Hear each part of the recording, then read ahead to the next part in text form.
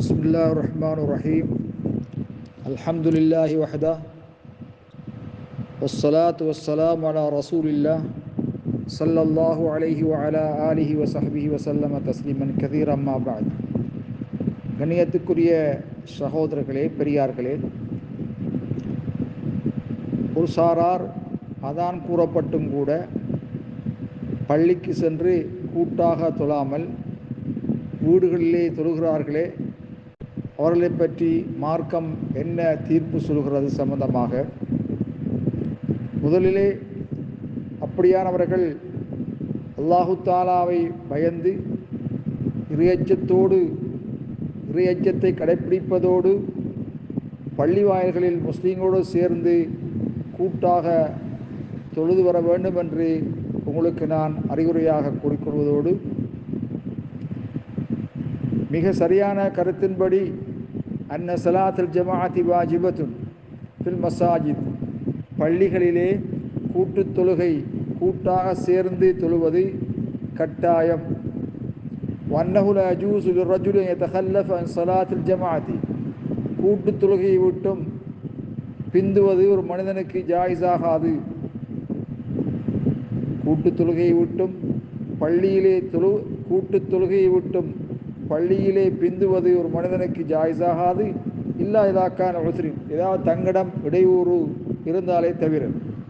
நபி அலைஹிஸ்ஸலாத்து வஸ்ஸலாம் அவர்கள் கடுமையாக எச்சரிக்கை செய்திருக்கிறார்கள். லகத் ஹமம்து அன் ஆமுர பிஸ்ஸலா, என் உதவியாளர்களிடம் விறகு கட்டைகளை சேகரித்து வருமாறு உத்தரவிட்டு, பின்னர் ஒரு மனிதரிடம் மக்களுக்கு தலைமை ஏற்று தொழுவிக்குமாறு கூறிவிட்டு, பிறகு கூட்டுத் தொழுகையில் கலந்து கொள்ளாத வீட்டாரை அவர்களுடைய வீடுகளுடன் சேர்த்து எரித்துவிட வேண்டும் என நான் எண்ணியதுண்டு என்று ஸல்லல்லாஹு அலைஹி வஸல்லம் சொன்னார்கள். ஆகவே கண்ணியத்துக்குரிய சகோதரர்களே, சில வேளைகளில் அவர்கள் பள்ளிக்கு வராது வீடுகளிலே ஜமாத்தாக தொழுதிருக்கலாம், அவருடைய இடங்களிலே அவர்கள் கூட்டாக தொழுதிருக்கலாம்.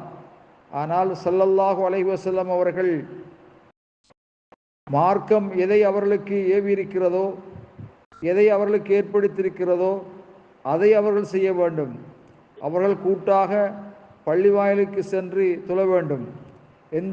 எங்கு அழைக்கப்படுகிறதோ, தொழுகைக்காக எங்கே அழைக்கப்படுகிறதோ அந்த பள்ளிக்கு சமமளித்து அந்த தொழுகை நிறைவேற்ற வேண்டும். அந்த வகையில் அப்துல்லா பின் மஸ்ஊத் ரலியல்லாஹு தஆலா அன்ஹு சொன்னார்கள், மன் ஸர்ரஹ அன் யல்கல்லாஹ, அல்லாஹ்வை சந்திக்க யார் விரும்புகிறாரோ, கதன் நாளை மறுமையிலே முஸ்லீமாக சந்திப்பதற்கு யார் விரும்புகிறாரோ, ஃபல் யுஹாஃபிது அலா ஹாஉலாஇ ஸலாத், இந்த தொழுகைகளை, இந்த ஐங்கால தொழுகையை பேணி தொழுது வரட்டும்.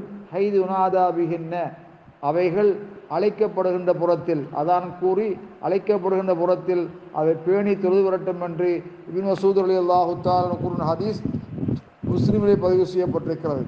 கணியத்துக்குரிய சகோதரர்களே, அம்மல் ஜும்ஆ ஃபவாஜிபத்துன் ஃபில் மஸாஜித் கத்அன், ஜும்ஆ தொழுகையை பொறுத்தவரையில் பள்ளியிலே கூட்டாக தொழுவது கட்டாயம் என்பதை நாங்கள் அறிந்து கொள்ள வேண்டும்.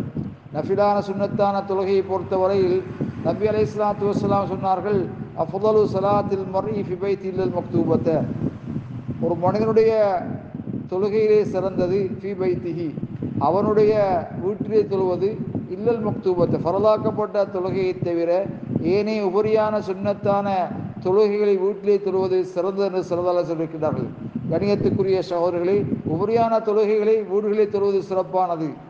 அது தவிர மற்றைய தொழுகைகள், உதாரணமாக ஸலாத்துல் குசூப், சூரிய சந்திர கிரகண தொழுகைகளை பொறுத்தவரையில் வீடுகளில் தொழுவது மார்க்கமாக்கப்படவில்லை. மாற்றமாக பள்ளிக்கு சென்று பள்ளியிலே கூட்டாக தொழுவதான் மார்க்கமாக்கப்பட்டிருக்கிறது. வல்லாஹு அலம் பிஸ்ஸவாப்.